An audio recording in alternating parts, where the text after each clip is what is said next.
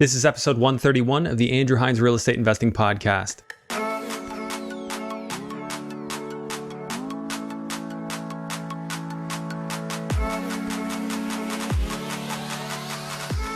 Welcome to episode 131 of the Andrew Hines Real Estate Investing Podcast. I have Andriy Makoviychuk on the show today, and it was a banger. Andriy is filled with a lot of wisdom for a guy his age, and this is a very quotable episode. That's the way I'll put it. Andriy said a lot of things that really resonated with me. Being an American investor, so he's a Canadian investing in the US, and he talks a lot about his experience about how he's acquired 40 plus units in Jamestown, New York, and all the things that led to him making that decision.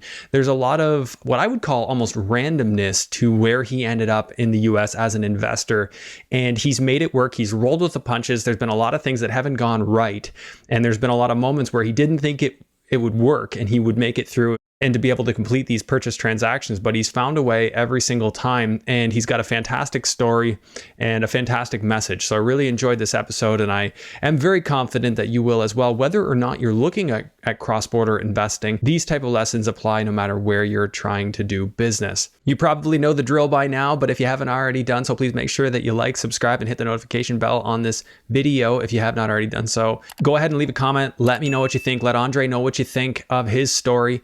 And if you're an Apple Podcast listener, a rating and review would be greatly appreciated. I just noticed that the show hit number 15 on the all-time investing category on iTunes for Canada, which I never thought that would happen when I started this. And I am greatly appreciative of everyone who supports this show and has helped to make that happen. So thank you so much for that. And without further ado, let's dive into episode 131 with Andriy Makoviychuk. Hello and welcome to the Andrew Hines Real Estate Investing Podcast. I have Andriy Makoviychuk on the show.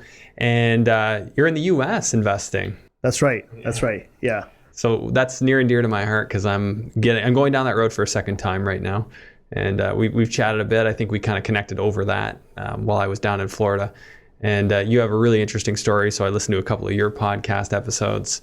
But why don't you go ahead and just tell our viewers and listeners about yourself? Okay. So my name is Andriy. I started in 2012 when I was in college in Barrie, and there was a little bit of a light bulb moment, not really too much, but when I was in Barrie in 2012, a buddy of mine lived on a student rental, and I went in there, and at that time, 2012, it was about $200,000-300,000. You could easily buy a house in Barrie, and he was paying $500 a month, and this owner put like 3 bedrooms upstairs, 3 in the basement, and maybe 2 on the main floor. So he was making a killing. Like we're talking about 8 bedrooms, $4,000 a month on a $200,000 purchase. Is pretty darn good. And who knows what he paid for it back in the day. So that kind of got my wheels turning. And of course, 2012, I'm 18 years old, no money. So, but I want to do it somehow. So OSAP comes in, and OSAP was huge. My tuition was only $1,200 or $2,000 a semester. OSAP comes in with like 20 something thousand that they, predicted for the whole 3 years. But I'm working at the same time. I was doing night shift, and then I was going to college right after night shift. So I didn't really need the money because, I had the money coming in. So I decided to get in with my parents because 20 grand was not enough. So we bought our first house in Barrie. Then we kept on buying and buying after that. I moved into a condo in Burlington, which was probably not the smartest thing from a cash flow perspective. But that's what really got my wheels turning. So this was 2016. From 2012 to 2016, really, it was nothing. And my mentality actually in 2012 was, okay, well, I have this one house. In 25 years, it's going to be paid off. That's going to be my retirement. So I kind of want to, people to understand that's how I was thinking, that this was such a good deal that I could retire in 25 years, right? Obviously, that's shifted over time. So when I was in the condo, I started I don't know how it happened, but I started Googling cash flow. And then I came across all kinds of real estate stuff. And I loved real estate to begin with, and then I just started kind of going into it. So 2017, I made my first trip to US. I didn't buy, but I was looking in Niagara Falls, New York, and Buffalo, New York. 2017, Niagara Falls and Buffalo, New York, you can buy anything you wanted, anything for $40,000. And I'm talking renovated, ready to go. Renovated and rented, ready to go. You don't have to do anything. You just anything you wanted. I was looking at a house in Niagara Falls. It was 10 grand, and I offered the guy 5, and he told me to go fly a kite, which was probably stupid of me to offer. But I don't know. I was really scared of kind of going across. So I didn't start until 2019 in the U.S. And the first property I bought there was a duplex for $42,000. And the rent at the time, so I'll explain a little bit. The rent at the time was only $300 a month. It was a duplex, one vacant unit, one upstairs was only paying $300. But I was looking in the area and I figured I could get easily $600 per apartment. And the US is different because in Canada, if you have an unperforming property, or at least in Ontario, if you have an unperforming property, it's not exactly like you go in there, you raise the rents to whatever you want, and now it's performing. But in New York State, not the city, but New York State, it's very easy to raise. It's kind of like the Wild West. You do whatever you want. So I went in there. Before I even closed, I had a conversation with the guy upstairs, which is a very nice guy, still lives there. I said, listen, obviously $300 a month is very low. I'm not going to charge you the full $600, but I'll charge you $550. And then if you cut the grass, whatever, then, we'll take a further deduction off. So he kind of manages the whole place. And then I put a tenant in the basement so that was $1,200 or $1,150, sorry, a month on a $42,000 property with owner financing. Yeah. So the deal was about $8,000 down, and then the rest he would hold on a 5-year term and amortization. And that, so 5-year amortization. So you're paid off after 5 years. Paid off after 5 years. So what was your cash flow on that? Not much, because the mortgage payment is so high. So you're basically nil cash flow right now. No, not nil. So the first property was only $200 in cash flow. But then again, I figured, okay, 200 times 12 is 2,400. I only put 8,400 into it. Oh, so that's like 25% on cash. Right. And pay off in 5 years. So I thought, okay, that was pretty good. And then it took me a while because I kind of wanted to get my feet wet. I didn't want to jump in all the way. First of all, I wasn't really looking that hard. I was still working at the time. Then comes along 2020, January. So I started again in 2019. 2019, I closed in January. Then in about July or August, I'm starting to look more. And sure enough, I come across a portfolio with 5 properties, 10 units altogether. And the guy wanted, we negotiated a deal for $177, again with owner financing. Again, 20% down and 5-year payoff. So the cash flow on that was roughly $2,000 a month, but I had more money into it. Yeah, how much do you have on that? So 170, we were talking about 35, something like that, 35,000. 35,000, but you're getting 24 on a year. Correct. Oh, these are insane cash returns. Insane, yeah. Then I really backed away from Ontario real estate. Like, I'm a realtor here. Like, I understand why some people would want to invest here. But I think they don't understand why they're investing here. Like, they call themselves investors for the most part. And I hear agents having these conversations in my office all the time. They call themselves investors. And they'll have the conversation with their client. Oh, hi, yeah, a downtown condo, $1,200 a foot. It's a great deal. Because other ones are $1,300 a foot. And I'm listening to these conversations, and it just almost makes me want to cringe because you are a gambler. Like, yes. Don't call yourself an investor. 100%. Yeah. You're gambling that the market's going to go up because really and truly from day one, you're not making any money. You'll never make money. Yeah. Unless the interest rate goes to negative, you'll never actually make money because you'll never, on a $500,000 condo, you can almost never break even. Yeah. So your only bet is that appreciation wise, which has worked. And that's why people call themselves investors. Right, but it's you're winning and winning and winning until you don't. You're still speculating. Correct. I think Correct. I think gambling is one way of putting it. I just call it speculating, and I don't speculate. I mean, yes, I could think that the market's going to go up, and odds are it probably will for a time. Correct. But everything will eventually become volatile. Eventually, there is a time when the market in Toronto will come down significantly. We don't know when that is and how much more will go up first. But yeah, definitely something to keep in mind. So yeah, I agree with you. And this is why it doesn't make sense to me. Ontario hasn't made sense to me in a long time. A lot of the markets, there are still small pockets here and there that can cash flow. Yeah. But are you still seeing that kind of cash flow in New York? And where in New York were you investing in this? So I'm in Jamestown, New York, which is kind of borderline of Pennsylvania, if you will. So it's off of Buffalo because now, like when I got into Buffalo in 2019, I could have probably still picked something up. But I met a outstanding agent in Jamestown, Taylor Bennett. I'm going to name drop him because he's the best. And his wife, Sydney Bennett, is doing all the managing for me. So I met an agent there. He's the one that proposed this 5-unit for me. I would have easily bought in Buffalo at the time too. Had I known, I probably should have bought in Buffalo because the Buffalo market, exploded now. Yeah. Now in Buffalo, the same $40,000 property that I was talking about before is probably $200,000 now. Really? So four times? Easily 4 times. easily. If I would have bought in 2017, I would have looked like a genius at this point. Oh, wow. But that's not what I was buying for. That's not at all. Like, for me, when I was looking in Jamestown, I told myself from day one, I said, Andriy, if 20 years from now, this $40,000 property is worth $39,000, I'll still be happy. Yeah. Because the numbers worked regardless. For me, that wasn't the point. Right? The point was to kind of escape the rat race. Right. Yeah, and cash flow is the key to that, right? Speculating, you can win, again, until you don't. Until you don't. Yeah. Until you don't. Yeah, so now we're at a timeline. 2019, I bought one. 2020, we bought 5 houses, but 10 units. And then in 2021, just this year, I closed on 36 units down there, and that was 7 properties. Okay. 7 properties, 36 units. That one was, I didn't see it, obviously, because we were not allowed to go down. So I was at the mercy of my agent, which this is the same agent that helped me find the 5 unit in the first place.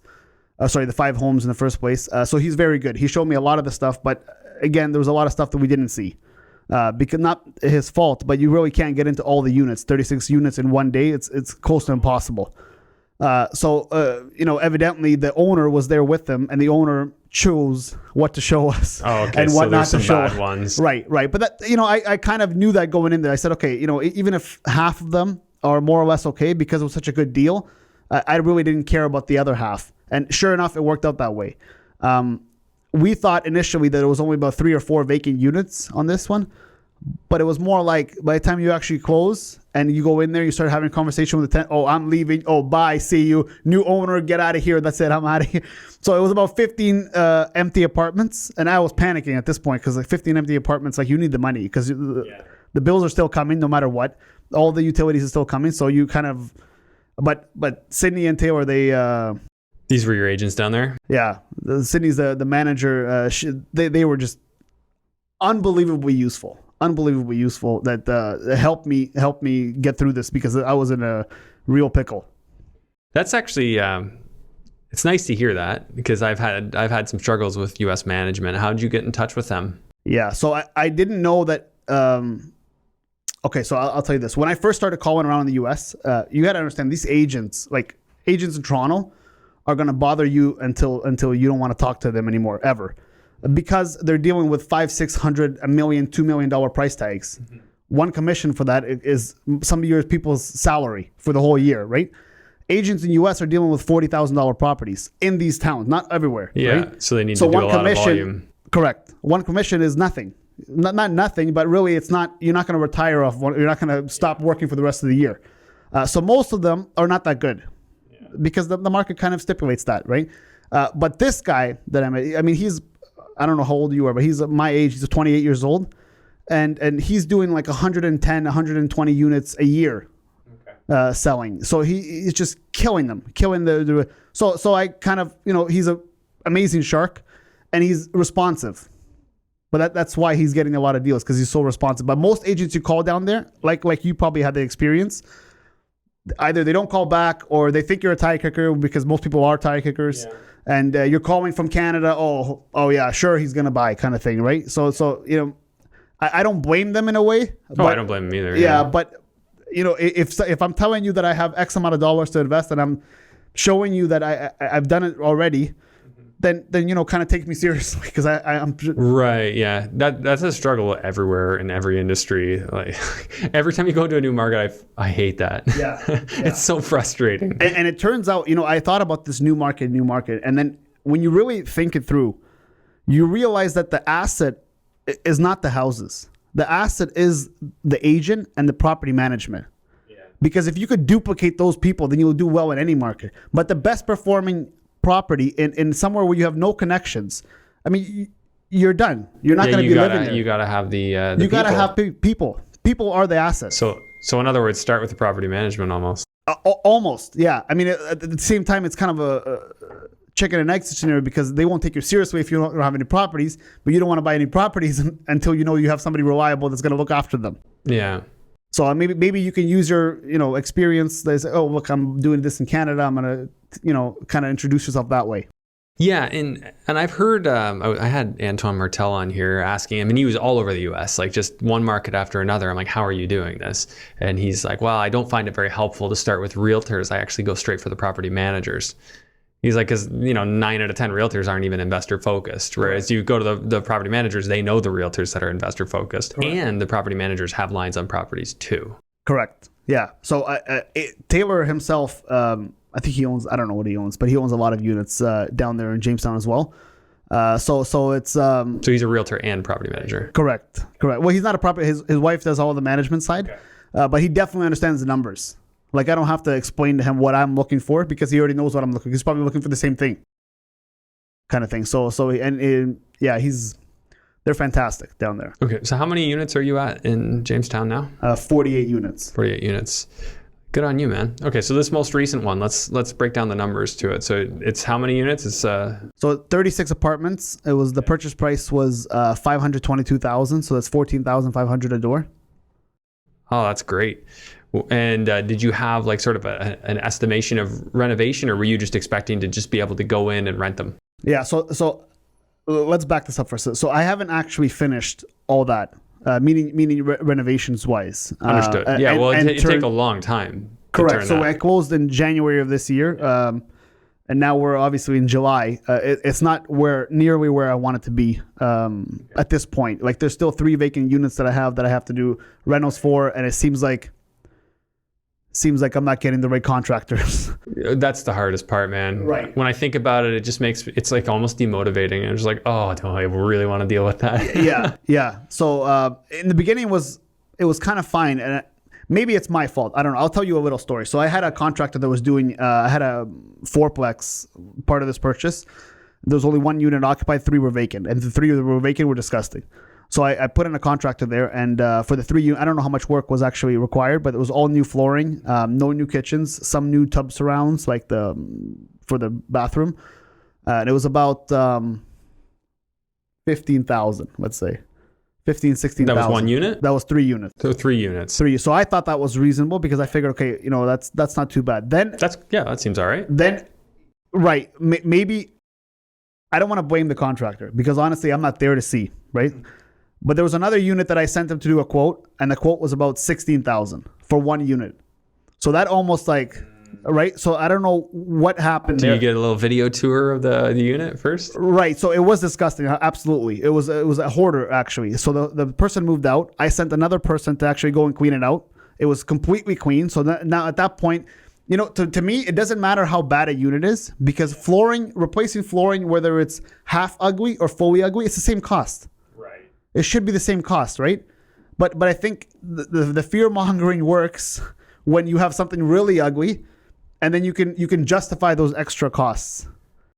Yeah, this is where for me, like when I started, I was like right in the room with my contractors, like I was working alongside them, right? And I tried to get a gauge on how long things took, so I could make sense of their cost, right? If plumbers to me always seem so expensive. I'm like, you're putting a bunch of plastic pipes in a house. That should be cheap.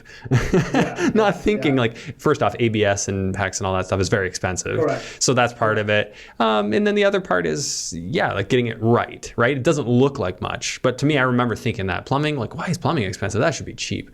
But things like flooring is a very cheap thing generally. And it's because it goes down quick. But leveling the floor, not necessarily. You could have a really bad product if you don't fix that floor. Correct. So just understanding all the dynamics, because then you can call bullshit even from a distance. That's the key thing, right? If you've done renovations here, you kind of apply that to them. So I think that was my biggest problem because like when we bought these properties here in Ontario, like we have me and my parents both. Then I kind of got them into it, so they were starting to buy like everywhere. And before we even started investing, like when we moved to Canada in 2001. We lived in 3 different homes. Every home we bought was bad condition. Me and my dad and my mom and my sister, everybody was kind of renovating the home. And then we, wait another year, we would sell it. And then do the same thing, buy another bad home, renovate it, and sell it. So I was very used to do the renovation part. Mm-hmm. And I was used to not paying for renovations. Right. So maybe I am wrong. Maybe I haven't reached that level of experience yet. But when he quoted that 16, it was honest to God, like I had a heart attack when I heard that question. But work backwards through it. So this is what I would do. I'm like, I want to understand that. What are you doing? Get a full scope of work, okay? And then you say, well, okay, tile surround. That shouldn't take him more than a day if he's good. Right. That's slow. So okay, so if you're paying yourself, like, what's he want to make in this town? Like he could easily make 30 or 40 an hour. Okay, what does that add up to? And then you figure out, okay, well, this is what it should cost. He's adding a bit more. That's his profit margin. Okay, I understand, and I either do or I don't understand. If I think it's crap, I tell him, this is what I was expecting that to cost. Right. And then I was applying this theory. I said, okay, if he's charging that unit, that was a big unit. It was a 2-bedroom unit, but it could have easily been a 3-bedroom unit. That's all. It's about, I don't know, 900 square feet, let's say. If he's charging $16,000 a door, then, I was kind of questioning myself. I said, why the hell did I buy for $14,500 a door? If I'm going to spend $16,000 on renovations per door, and then I'm at $30,000. Is right? the market justifying $30,000 a unit? unit? No way. The market right now is probably around, like, some stuff are selling for about $25,000 a door. Okay. So I said, okay, this doesn't make any sense to me. So anyways, we're going to do the work regardless, probably through other routes. We're going to do the work regardless because we still have to get it to where I want it to be. Well, fortunately, they don't all have to turn over at once. So you might eat it on one or two, and then make it up on the rest. That's right. Yeah. That's right. So that's kind of what we're doing now. Yeah, you got to get it rented, right? You want to get that generating income. So let's put it this way: as of say 1 year from now, what will you have put into renovations? I think I have another $50,000 or $60,000 to go. So in total, where will you be? Oh, in total, I'll be maybe $70,000. $70,000. Okay, so let's say bought it for $522, $70,000 in renovation. Are you negative cash flow at all during this time? No, Never negative. So No. that's all. So your purchase and renovations about $592 is what you're in for in a year's time. What do you figure it's worth at that point, fully renovated? 1.2. It's 36 units, right? Yeah. Sorry. Yeah. So 900. Yeah, 900. Yeah. So 25,000. So no, would you go back and try and get a new mortgage on that? So so the financing in the States. Oh, you did just the private mortgage? No. This is, I went through a bank. Okay. So this one took like 6 months to close because it seems like these banks, anytime you send them something, like a day before closing, oh no, we have to push it out for another week because you're missing X, Y. Like, there's never a whole list from the beginning where, okay, do all this and then here's the money. And then we'll give it. No, it's never like that. So it was 6 months, literally 6 months. One of those months, actually might have been 7 months. One of those months was my fault. I sent it to a bank that I thought was going to do it in town that I actually used for everybody to use their deposits. They went to the commercial department, the guys out of Buffalo. So this underwriter, which I've never, ever heard of this in my life in Canada. This would never happen. But the underwriter took it upon himself to leave the desk from where he's working from and drive around these properties. Yeah. So he drove around. He noticed that, okay, you know what? I don't want to lend. Sorry. I don't want to lend in Jamestown. But that was told to me a month after. So it was a month of we had initially a 30-day conditional on financing, and my 30 days was up, and then right at the 30-day mark, it was game over, no funds. I said, oh my God. So I've been calling banks since 2017, trying to find out who's gonna, and I had this list that was just stored away. Some realtor, I don't even remember who, sent it to me, and it was kind of like on a Word doc and said, oh, call this person for this. It was all in New York. Just call and see. So I called everybody on the list and I said, okay, what do I have to lose at this point? Nothing. I'm not going to get the deal. And I called one guy and he said, oh, no, I don't do commercial, but I'll send you off to another guy. His name is Josh Duso, out of Rochester. And Josh is the one that got it done for me. Thank God. But I was ready to, because there's no other option. I was ready to walk, right? And actually there was one other option. It was private financing that Taylor could arrange for me, but that was, I think he said it was 12% interest, which still cash flowed by the 12% interest. And you have to do minimum 3 years because those guys at 12%, they want to give you the mortgage for 20 years at 12%. Of course they do. So I was probably going to go that route if it didn't go through, but thank God I got the funding. The funding was cheap. I got it at 3.85. 3.85. Oh yeah, this is what you were telling me about because we spoke about this and I talked to Josh as well. You talked to Josh? I did. Yeah, you shared his contact with me. But I haven't even financed anything yet. I've just been, I ran something by him, but yeah, it's been tough finds out there, but that's a different story. So yeah, if you're over 500 grand in a multi, you can get some pretty solid rates, right? So so this is not that guy. There was another guy that I was trying to deal with, but I sent him the package. But at the time he was working for, I think it was National Bank out of Erie, Pennsylvania, and they do kind of nationwide lending. But he was telling me, if you bought me $1 million mortgage, kind of you name the terms. Yeah, then you get basically treated like a king, like a citizen of the U.S. Correct. So correct. the important distinction is, as a foreign national, as they would call you, because you're not American, to get the rate that you got is pretty wild. I don't think it is. I think people are just not asking the right questions. Okay. Because I'm hearing. Do you think that's possible in a single home? Yes. Well, I mean, it is with like RBC US or TD Yeah, US, but those they terms cap out. are terrible. Yeah. Okay.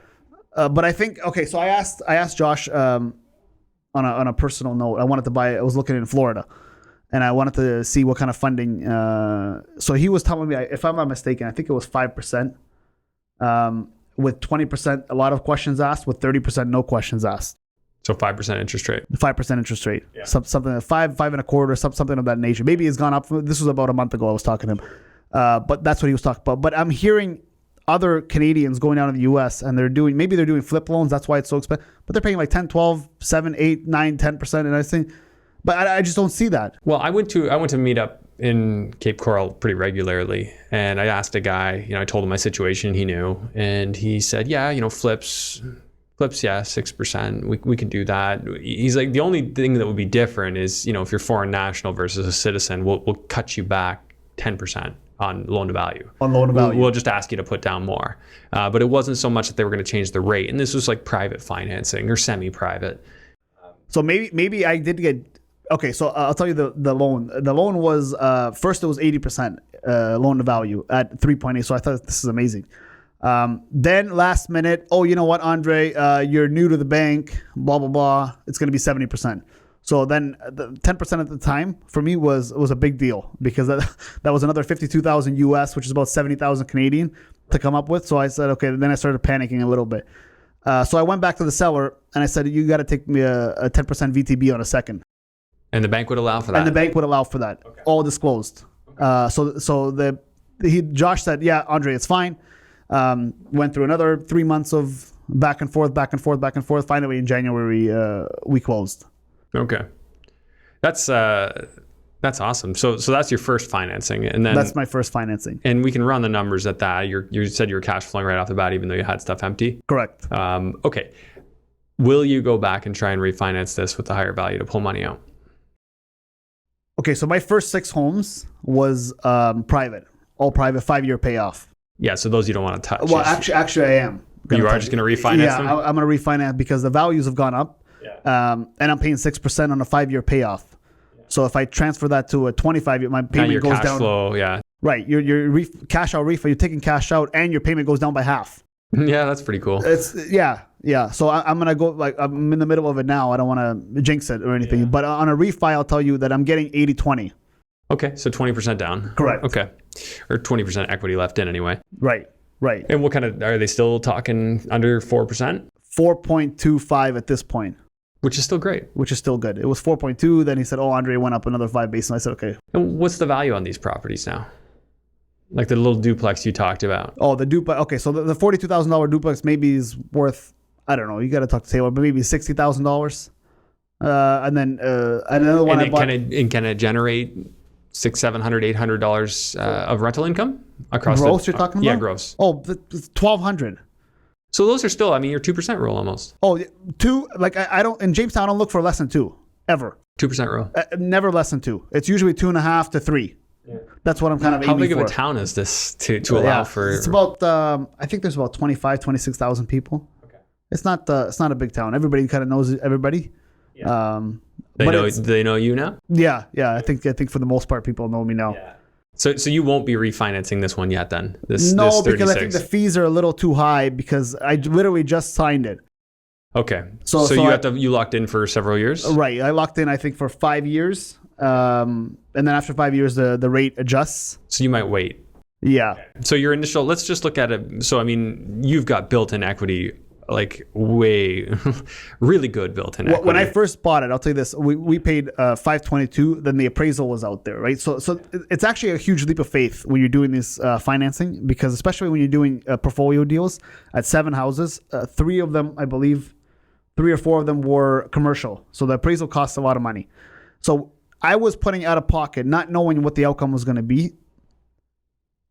It was about $8,400 for the bank and a $10,000 deposit that I don't know if I was going to get back or not. $10,000. So it's non-refundable? Well, it was a commitment fee to the bank? I'm pretty sure it was refundable. The $8,400 was not refundable. That was the appraisal. That was the appraisals and all that other nonsense that they charge for up front. Yeah. That was not refundable. So that was kind of like, at that point, I actually took a step back and I said, holy moly, am I doing this? Or like, what am I doing? Because $8,400, that's, to lose 10 grand Canadian. Sucks to lose, yeah. So I said, okay, let's just do it. So 522 purchase price. Immediately, the appraisal came back at 575. And they saw everything, right? So I was like, oh, thank God, kind of thing at that point. So it appraised well. Right. Well, if you knew you're getting a deal, then I guess you still need to worry about structural issues, contaminations. Did they ask for any environmental studies or anything like that? No, because none of the properties were close to gas stations or anything like that. Okay, so is it just a questionnaire or nothing right. at all? And then I ran into one problem. Like, okay, so in Rochester, which is where this bank is, I think is based out of, Rochester, you have to get a COF, certificate of occupancy. So from the city, every single year has to be renewed, no matter if you're on a program or not. And I'll explain what that means after. But in Jamestown, we don't have that. So they kept on asking me for this certificate. I said, listen, there's no such thing. So I just went to the city and I said, just give me something that says this 8 unit is allowed to be an 8 unit. This 9 unit is allowed. So they gave me for all the properties of the confirmed legal use. Right. And then that was kind of enough. Okay, that's the nicer thing with being in a smaller town. They don't implement these ridiculous, cumbersome programs that just cost money and do nothing. Correct. Although in New York State, I would assume that they would have that. Yeah, no, there's a lot of, I'll tell you, out of 48 groups of tenants, I think there's maybe 10 or 12 of them, of my tenants, that are on programs. So in the programs, there's plenty full of programs. Section 8 divides into like 3 different programs. If you're familiar with Section 8, it's basically like Ontario Works, for example. Yeah. Like they help pay for part of your rent. Subsidized rent. Correct. You always get a little bit higher rent than the market. Now, though, it's probably the same because the rents have gone up so much, and the FMR, which is the fair market rent for 2021, hasn't gone up so much since then. But it will. Probably next year it will. So there's about 3 different programs. You have to... You should use those programs if you can, because people to get on those programs, they wait a long time. Once they're on them, they don't want to lose them. So if the rent is $700 and then your portion is $300 and the other people are paying $400, the government's paying $400. If you stop paying that $300, you won't come back on the program. Oh, okay. It's very difficult. So these people want to, because normally I wouldn't want people that weren't paying their own rent because maybe, I don't know, like it's probably bad thinking. But it just seems like they're going to be a lower quality tenant potentially if they don't have their own money. But it doesn't necessarily always work out that way. Yeah, and what you're saying, they have a lot of incentive to actually keep up on their portion. That's right. So if you're investing in Miami, downtown Miami, okay, you don't want somebody like that, right? You don't want. But in Jamestown, there's a lot of very, very good people. Like the kind of blanket statement about a city is terrible, right? Some stereotypes absolutely live up to it. Absolutely. But for the most part, no, it doesn't live up to it, right? So you kind of, you have to be a little bit good of a judge in character, which I'm not perfect and neither is management, but, we try to be a good judge in character and kind of what incentivizes a person to stay here, right? And then pay their rent on. So if it's nothing, if it's only the fact that, of course you're providing good housing versus other landlords. Mm-hmm. Most landlords in Jamestown, I would almost want to blame them because the kind of stuff they're putting out for rent, like I wouldn't put my dog there. Okay. Like it's terrible. So just do the basic stuff. Just, clean it up, paint the walls or fix up, just fix stuff. That's all people are asking for. Just fix stuff. Yeah. If it breaks, fix it. That's it. And then you'll have people that stay and don't want to leave. Yeah, that's awesome. Yeah, just treat your tenants well. Correct. So you're taking that approach, and your management has that philosophy. That's how I am, at least. And I'm telling them, if somebody calls me with an issue, I call if somebody calls the manager with an issue, she'll call right away to the maintenance guy to come and fix it. Because I don't want to, sometimes, okay, let's go back to that one unit that I was telling you that I got quoted $16,000. Yeah. Why I said maybe I should have paid that money, because I had a call one night. It was like 10 o'clock at night in the middle of the tenants going to take out the trash or something. I don't know. They walk past this unit and there's water gushing everywhere. So nobody was living there. Nobody was living there for the last 2 months because I haven't done it. Yeah. And the mold spread all over the place. So now instead of paying $60,000, I got to pay $3,000 for somebody to come in and rip out all that stuff. And I got to pay, you know what I mean? Yeah. You shot myself in the foot kind of thing. Bad goes to worse. Right. If you're not paying attention to it. And yeah, I mean, this is kind of sounds like my Youngstown, Ohio experience. Yeah. So they bypassed the tenants that were in there bypassed the water meter, which was actually the nice part, because then the valve got left on, the whole house flooded, fan blades sagging like over. I gave the house away. So, wow. Because it would have cost me more to fix it than insurance it would wanted nothing to do with it. Well, me being the dummy that I was, I didn't have insurance because I bought it for $12,500 and I let my insurance lapse. Had I, in hindsight, if I had kept the policy going, would it have been worth claiming? Probably, actually. Yeah. It probably would have been a saving grace. But sometimes you learn hard knocks and mistakes not to make twice. Yeah, definitely. Yeah, at least in your scenario, you're never going to risk a portfolio of $500,000 properties without insurance. That's yeah. Live and learn, right? I mean, it's funny. Like, if some of the mistakes I've made will sound really stupid to people, but I guess I want to tell you, when I first started buying, I don't know if you got this question when you first started buying in Youngstown, but when I first started buying, the immediate reaction of people here, because we're so used to one thing, we're so used to condos or whatever, maybe rent on the basement. That's as far as we'll go, kind of thing. Yeah.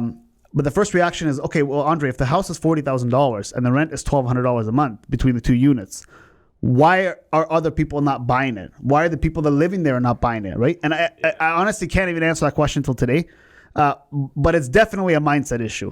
Well, look around. Like, look at the Canadian populace in general. Like, some of the things that they've allowed in the last year. I mean, clearly people, there's not as much critical thought as I thought there was.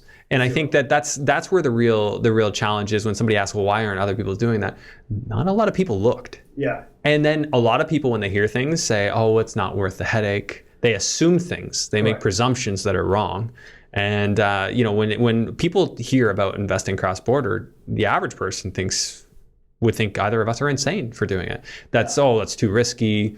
So that's why. I mean, it's limiting beliefs, it's limiting thought process, and a lack of critical thinking. That's my take. Not to cut you off. I couldn't agree more. But the kind of question that I was asked, not only why Canadian, but why aren't Americans buying it? I mean, you're living there. But they live there. That's the problem. They don't see the value because they live there. That's exactly the thing. Because the people in Florida, it's insane. Like, they'll say to me, like, we're really uncomfortable with these prices right now. We're expecting an impending crash, and their prices, you can still buy 3-bed, 2 baths in Cape Coral for under $400,000. And I'm like, you haven't seen Ontario. I know what you're saying, because for you this seems expensive. Right. And they're like, how much higher can rents get? I'm like, well, you haven't seen Ontario. Yeah. It's funny you brought that up. My theory is there's a rate of change. So if your rate of change from good to bad, from bad to good. So when I look at Ontario, I look as bad, meaning bad for cash flow. Yeah. When I look at something like Jamestown, or even if I didn't find Jamestown, but I was only looking in Florida or some other parts of the country, like North Carolina, for example, and I found houses for $200,000. That, for me, that would be cheap because the rate of change is towards something better. Right, but for somebody living there, that maybe that rate of change will go one up because they're used to something else. Right. So when I found Jamestown, it was unbelievably mind-opening. Because we're buying the same house in Niagara Falls, Canada, for $400,000-$500,000 at the time, and in Niagara Falls, New York, one river. Yeah. $10,000. Yeah. Something's wrong, right? And why are we not buying it? Like, it's closer to go to Niagara Falls, New York, than it is to go to Sudbury. Yeah. Oh, way closer. Right? It's an hour or whatever it is away. Yeah. Yeah. And well, that's changed though now, right? Niagara Falls, New York isn't that cheap. Yeah. But I mean, it's really just the issue with the border. if he can get past that issue, which we can talk about in a second here. But let's just work through the numbers on this deal. So average rent, or do you know your gross rent across the whole I'll tell 36? You, yeah, I do. 1 second. Right now, the gross rent is sorry. 1 second. $16,355. $16,300 and $55. So 16,355, and that's with 3 vacancies. With 3 vacancies. Yeah. So 16,355, and so that's almost $200,000 a year in annual rent across the building. Correct. Yeah, that's great. Low. That sounds wonderful. What's your taxes across that? Yeah. So taxes $1,352 a month. 13. So equals 1352 times 12. So you're about 16,200 a year. Insurance on all that. $500 a month. That's it, eh? That's not bad. It's not so bad. that's $6,000 a year. Maintenance, I have 8% in there. Is that roughly? Maintenance? That'd be about 15,000 a year. Yeah, maintenance. You can even say, okay. So my plan going forward is to kind of go down there and do proactive changes. Yeah, like life cycle stuff. If I see that it's at the end of it, just change it. Even if it's working, I don't care. Just change it. Yeah. And then maintenance will go. Right now, maintenance have probably around $1,500, $2,000 a month averaged. Okay. So yeah, that's more like 10%, which is actually a safer bet. Okay, so that's about $20,000 a year. And what about water, electric? Yeah, water, electric is extremely expensive because most of the rents when I bought it were inclusive. Most of these rents allow not to be inclusive. Are they separate meters? Most of them. That's what I'm saying. With water as well? No, water is usually not centralized. Separate. Right. Your water is usually not all the properties. Some properties I have no bills whatsoever. Yeah. But for example, I have a 9 unit that I pay all the utilities. I have an 8 unit that I pay all the utilities. There's only 1 meter of each, which is fine because I'll just raise the rents equally, right? But they're not raised. They are what they are at this point. So now I went through the whole list, and starting October 1st, a lot of the rents are going to be going up, and of course, people are going to be, So some will leave because you can just put it to whatever you want, right? Right. That's amazing. Right. And there's no control on kind of what you do and what you don't do. I know there's different schools of thought, but I think that's how it should be. I mean, give them notice. Be respectful and honorable in your actions. 100%. So I mean, it's your asset, not theirs. Everybody, I gave 90 days notice. I set this. That's great. Right. So by New York State law, if somebody's lived there for a year, less than 2 years, 30 days. Over a year to 2 years is 60 days, and then over 2 years, I believe, is 90 days. So I don't know how long they've been living there. I said, okay, I don't care. Everybody 90 days. 90 days is very nice. Yeah. Regardless of laws, I would do 90 days. It's a respectful thing to do. Right. Yeah, that's great. And I tell them all this. I say, I understand this is for you as a financial decision, right? So you make up your mind. But I'm telling you, on October 1st, 90 days from now, it was actually more than that. It was about 100. It was 90 days plus 2 weeks. On this day, it's going to be going up. So you guys decide what you want to do. But I want to point out something. States that don't have, or states that do have rent control, like California, for example, or Washington, or Oregon, or whatever, or Ontario, for that matter. Yep. As soon as the eviction ban happened in New York State, a very funny phenomenon happened. When COVID first started, I thought for sure, I was buying this. We were in the middle of COVID. This is still January of this year. Yeah. I figured, okay, maybe it's going to be coming close to an end, but it seemed like the end was never coming. Well, at least with the moratoriums for evicting people, right? I was obviously very scared. As soon as it started, I'm thinking, holy moly, people are going to stop paying, and then it's going to be... So thank God people didn't stop paying. But what happened is there was a ban on evictions. So those that did stop paying, you couldn't get them out. So the free market doesn't work at that point because people are not paying, right? And other people are looking to move, but they have nowhere to move to because people that are not paying won't move out. Right. Yeah. Over a span of 6 months, rents went up by 20%.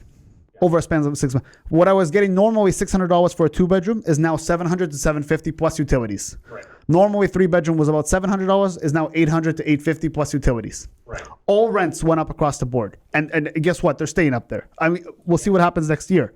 Yep, government intervention only hurts. It was really the cause of this, because if they allowed the free markets to continue, correct, it would have been fine and things wouldn't have had to change. Correct. They can't understand, in my perspective, that you can't get rid of volatility. You can only divert it. So when you have a balloon filled up with water and you press down on one side of the balloon, what happens to the other side of the balloon? It goes up. there has to be a release valve. No matter what, there has to be a release. So as soon as they stop the evictions, okay, great. Well, whoever's there, right? Those people you're protecting. But new people trying to come in, you're not protecting. Yeah, now they're hurt. Now they're hurt. Now they have to pay more. They're bidding up the fewer markets. Correct. Yeah. Correct. So, it's so true. And what's happened in Ontario is there's so many landlords that are just checking out. Like, why would I do this? Think of it. If you're thinking about becoming a landlord and then you hear that there's a freeze on evictions, no, not doing it anymore. Not doing it anymore. I'll buy a house for ourselves. And rents, I wanted to read some stats for you because I think it's so important. In Canada, we do have provinces that are no rent controlled. Alberta is the no rent. Alberta, Nova Scotia, Yukon, none of it. There's a lot of provinces that are not. Okay. The average rent in Toronto is $1,833. Fully rent controlled. What do we have? A 1% increase per year? Yeah. And it takes like 9 months to evict somebody. You can't even evict somebody for other than you're moving in there or different reasons. Not because their contract is up. The average rent in Alberta, $1,200. Edmonton, $992. Why? Yeah. Free market. Free market works. Always. Free market works. So I'll tell you another example. Arkansas. On the third day if you don't pay rent, you get a 3-day eviction notice. If you don't leave on the third day, it's a criminal offense. Because you're stealing is what you're doing. Exactly. You're stealing somebody's time and you're not paying for it. Okay, so Arkansas, average rent, $745. Indiana, very random friendly, $826. Ohio, $808. Okay, California, $1,503 average rent. Yeah. And people will dismiss that and say that there's other reasons. Yeah, but there's this. Or Ontario's a better place to live. That's why it's more expensive. They'll always come up with something. Just look at the facts. Look at the facts. It's right in front of you. Without the government intervention, I do think you'll have more volatility, which Edmonton has seen. You will see rents drop $400 in Edmonton. It's happened. But now they're kind of at the low spot, which is why I kind of like that. Because now it looks like upward is likely where we're going to go. Yeah, I would say if they just got out of the way, we would balance ourselves very quickly. I very much like I could logic my way. I could Ben Shapiro this stuff all the way through of how every example of government intervention somebody suggests, how I think it'd actually be better to let the free market do it and why. Anyways, not to go too much down this road, but I do love talking about this stuff because I just think it's better. But anyways, let's continue going through these numbers. Water. Do you have a total utilities number you figure for a month? Like, what's your average? Right now? Yeah. No lie, it's about $5,000 a month. Yeah. Winter months, they're more, right? It almost doesn't matter because because that summer they got air conditioning, correct. winter, so Correct. it's $5,000 a month. Correct. Okay, so let's just say 5,000. So it equals 5,000 times 12. So you're like $60,000 a year. Management, what are you paying? $2,000 a month for everything? Yeah. Okay, so you're in the ballpark of, I guess, more than 10%. Really, you're more like 12%. Correct. Okay, and any other like landscaping? Landscaping, I don't know, maybe let's say $500 a month. It's actually about $430 because the guy comes every 2 weeks for $200, $215. Okay, 430 times 12. Yeah. Okay, so 5,160 a year, and then miscellaneous, I'll just put $500. Okay, and you're in for 522 plus, like, say $50,000 in all the renovations you've done. So let's say 522 plus 50,000. So you're like 572 all in. Your cap rate on what you're in for is 11.4%. That sounds about right. Which is really nice. You're like a 3.2 to 1 debt coverage ratio. Well, actually, I know I have to adjust these numbers because you're not getting as good as the rate I have in your. So you're 3.75. Okay, so I'll tell you the actual mortgage amount because I have it here. The actual mortgage payment amount per month is $1,905. $1,905. Yeah. Which works out to be like, I don't know. You're in the ballpark of 3.5 then. Should have been 3.85. Oh wait, no, I had the amortization wrong. And 25 years. You were 70%, right? 70%. 70%, 25 years, and your interest rate is 3.85. 3.85.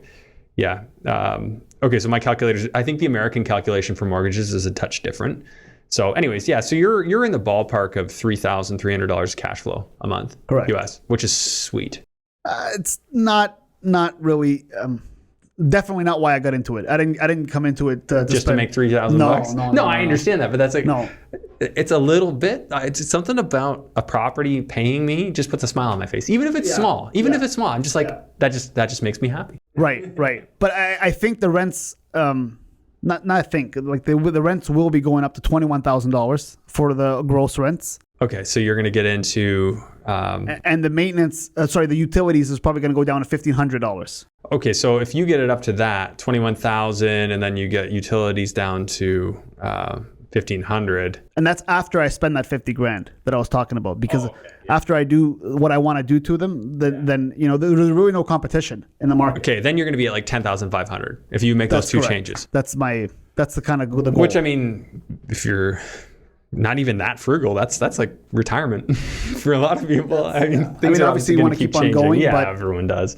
But yeah, that's fantastic. So it seems like you got something there. Now, I think an obvious question a lot of people are going to ask is why Jamestown, New York? What do you see in that market?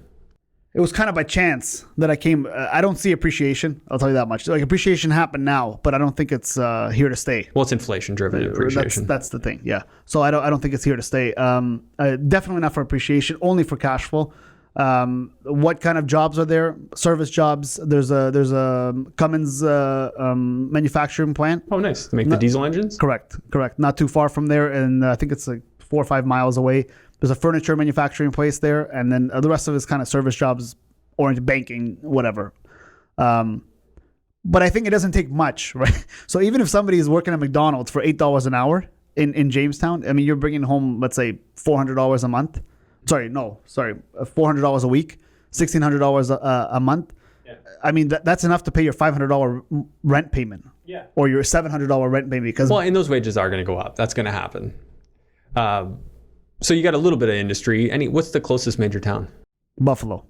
Buffalo's the closest major town? Yeah. Maybe Erie is closer, but it's not much closer. Oh, okay. I was thinking, Erie or even Cleveland. I guess you're a lot further. Erie would be first, and then Cleveland would be further about along. 3 hours. Yeah. 3 hours. Okay. Buffalo's how far from there? Buffalo's about 45 minutes an hour. Oh, that's it? Okay. Yeah. So you're not that far in. No. You're from Ellicottville. You're what, like an hour, I think? Ellicottville.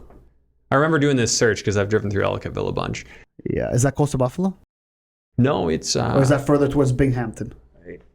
It's further towards Binghamton, yeah. Okay. Yeah.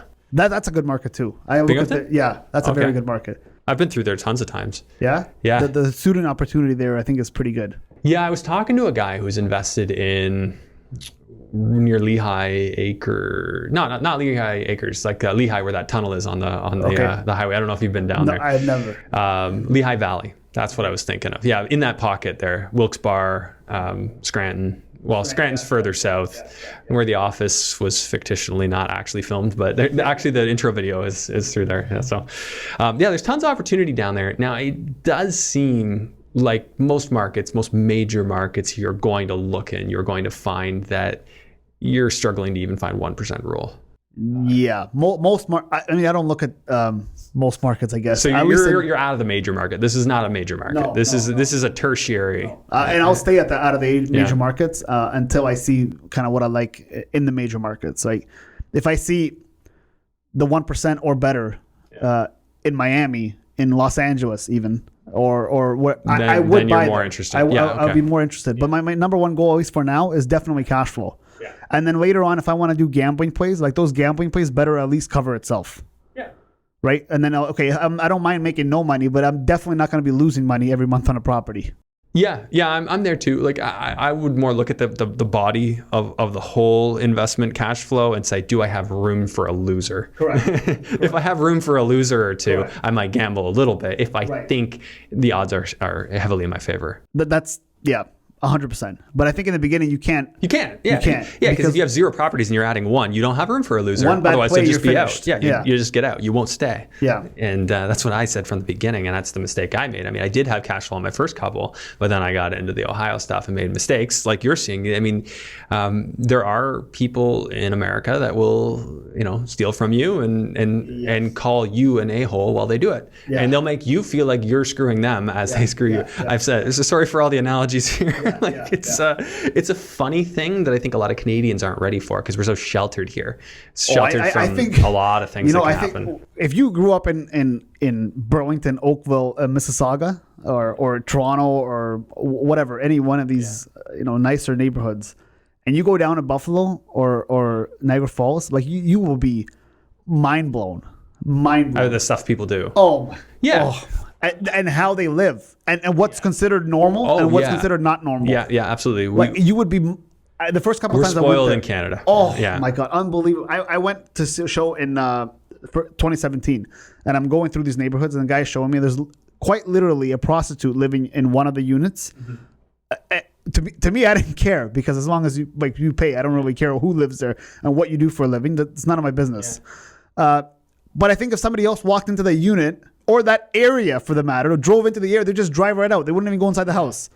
But you gotta, I don't know, open up your mind, because there's a lot more. There's a lot of money to be made. There's a lot of money being made. A lot of money being made. I don't mean to call you a slumlord, because I know you're not, but you're managing something that people could mistake for that. For the most part, people are, right? Yeah. Over there you're in those managing areas. around slumlords. Correct. And I think if you just put in laminate flooring, okay, just paint your walls and put in a decent kitchen, you will find that there is no competition. You are winning, because there's nobody else that's going always there. Ever since my early on projects, I just wanted to make everything nice and make it the nicest, and make it like something that I was proud to make. Correct. And then I know anyone else comes in there, they're gonna look at it, they're like, wow, I win. Yeah, I'll take it for sure. So even if the market changes, yours are always going to be the first to rent. Even if everybody else is vacant, yours are always going to be the first to rent. I'll tell you, when I first got that 2-unit, I didn't know. I don't know. The first floor unit was an accountant that owned the property, and he was using it as his practice. So he had brand new carpets in there. He had a decent kitchen, like a regular wood kitchen. It wasn't falling apart. It was nice, maybe 5 years old or something like that. And the rest of it was laminate, right? And the washroom was nice, whatever, normal stuff. What I would consider normal. Yeah. So when I put it up for rent for $600 a month, there was no parking, mind you. Okay. No parking. I put it up for rent, and there was about, and I'm not kidding when I say it, maybe 150 replies. Okay. So then I thought, okay, maybe I'm putting it up too cheap. I said, I don't really know what's happening here, right? Yeah. So I went down there. The first one, I never met Taylor. This was another realtor that sold it to me. And I went down there. I said, okay, I'm going to go for a weekend and try to rent this place. So I set up all these appointments to come. And every single person that came to that house said, this is the nicest apartment I've ever seen. And that's what kind of got my wheels turning. I said, oh, man, what are the bad apartments like? I've never seen anything, because I only saw that one house. At the time when I bought it, I only saw that one. I said, okay, this seems normal. Seems like what kind of like what I would rent in Welland, for example. And I said, okay, let's go with it. But then I started seeing the bad stuff. Then I said, okay, I see what they're saying now. Then I kind of started understanding why they said that apartment was the nicest one. So I kind of want to bring it up to that standard. So whatever I do, just make your stuff a bit better than everybody else's. That's it. Yeah, that's awesome, and it fits with the model I do here. So, a couple of quick questions for you. Do you see other markets that you're looking at, or is it really just Jamestown? What should we tell other people who are looking for markets in the U.S. to pick? So for if I had to start over, and I could find another Taylor in Sydney somewhere else, which I mean, of course, there's good people everywhere. Hard to find, but I'm sure there is. I would probably start over in Arkansas, or I'd probably start over in Ohio or Indiana, because the property taxes are much cheaper. So I'm paying about $2,000 a year, roughly average, let's say, maybe $1,800-$1,900, depending on some a little bit more, per house. Per house on a $40,000 house is a lot of money. Okay. Other markets like Little Rock, Arkansas, for example. If you're buying a house for $40,000, you're paying $300 in property tax for the whole year. Okay. That's it. But New York is notoriously high compared to everybody else. So maybe if I had to start over, I would change that aspect of it. But everything else, I'd keep the same. Yeah. And you're not finding an issue with the income taxes in New York State? No, because I believe we only pay federal. Like I filed with H&R Block. Okay. But first of all, out of Canada or out of the U.S.? Out of the U.S. But our taxes, when you file in the U.S., it doesn't matter what the state is, because most likely Ontario tax is going to be higher anyways.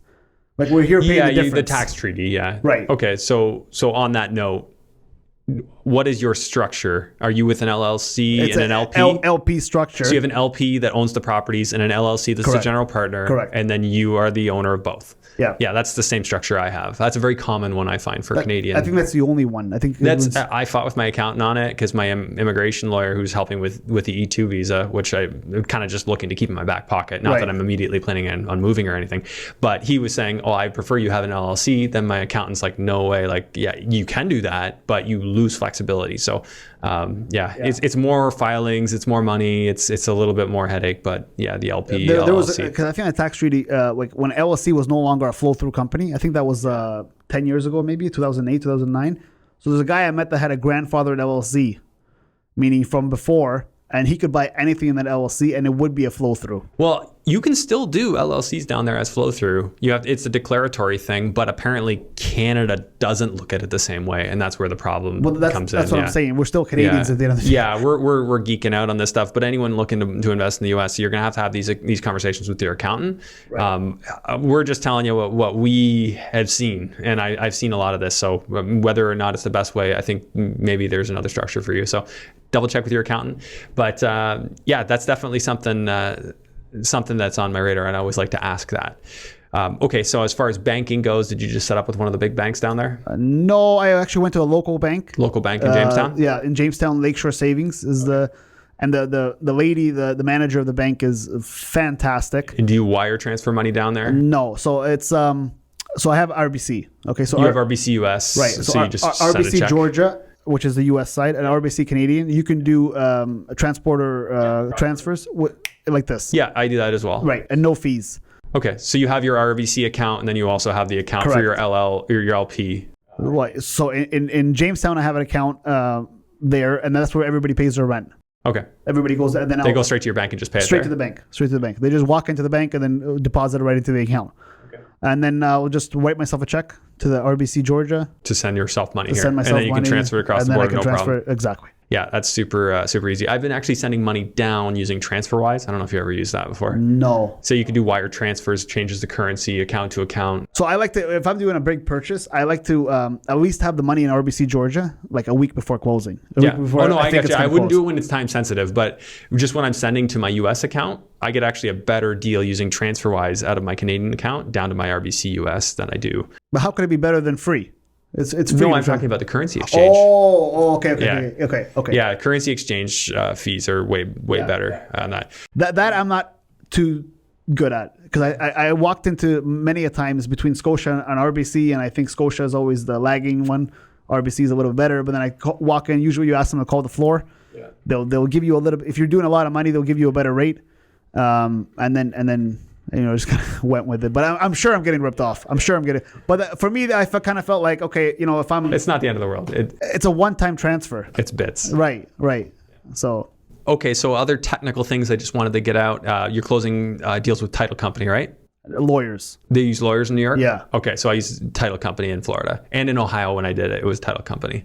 What I've never even used. I heard people talking about it. I've never used it. I don't know what. Yeah, title company is just not lawyers. They just deal with land titles. So they don't handle, I guess, disputes. So you still get insurance, title insurance. Yeah. Yeah, it's just a little bit cheaper, I think. I mean, I certainly notice it's cheaper, at least on the buy side, than Canada. But then there's weird stuff. Like in Ohio, like the seller pays all the closing fees. It ends up being like a lot more than in Canada. There's weird differences. None of them make or break a deal, but you just kind of learn these things as you go. They have in New York, they also have a New York state mortgage tax, which is roughly 1% of the mortgage amount. So when you register a mortgage on any property, you pay a tax on the mortgage. You pay a tax on the mortgage. There's all kinds of New York taxes for different stupid forms that I have no idea what they are. But anyway, that's just. I like New York. You threw the word stupid in there. Yeah. not ripping on New York. I think it's actually a beautiful state. Like northern New York state is awesome, and the city actually is pretty cool too. Yeah. Okay. Any words of wisdom that you would like to share to our audience? If they're thinking about getting into the U.S., things to do, not to do. I think just stop thinking about it. Like stop going to these meetups. Just do it. Okay. My whole thing on meetups and coaching groups in general is if you went there more than 10 times and you haven't done anything, just stop going there. Stop going there. Just do it. Just try out one. I mean, you're only putting at risk $8,000. I get it. $8,000 is a lot of money. Like for the first one, I put at risk, but it's not gonna bankrupt you for generations to come. And you're gonna learn something. And you're gonna learn so much, way more than any book or any podcast or anything's gonna show. Just do it. Nothing teaches you more than actually doing. Right. Correct. And I was stuck there too. Like I was stuck from 2017, 2019. I was just scared. Oh, taxes implication. Then I realized, Andriy, you're making $1,200 a month, which most of it is expensive. What tax implications are you talking about? Yeah. Just do it.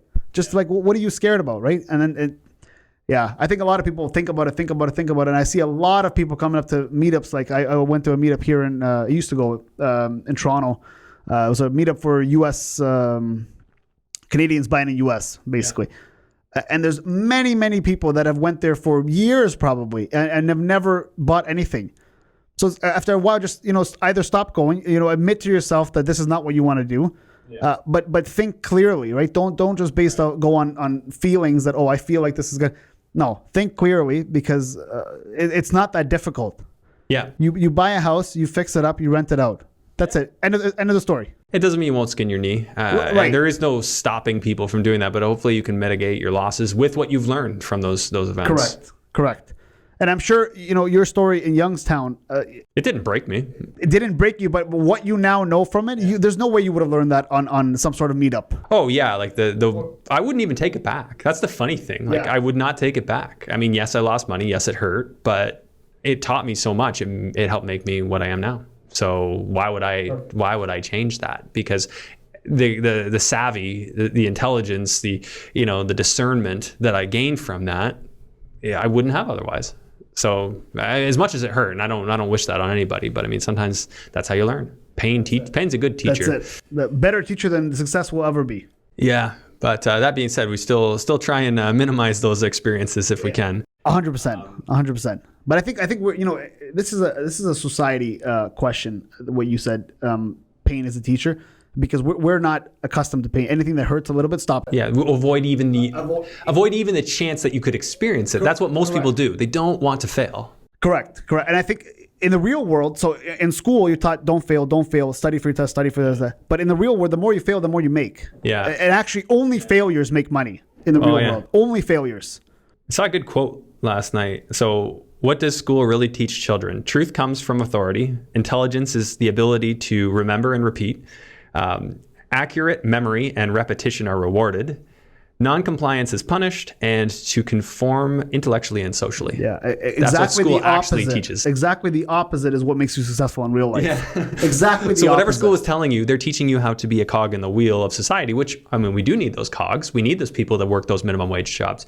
But if you want to stand out, you got to get in with people who are doing literally the exact opposite of those things. But and I have nothing against people that are working minimum wage jobs, but I have something against somebody that's working a minimum wage job for 10 years straight. Higher aspirations. Well, right.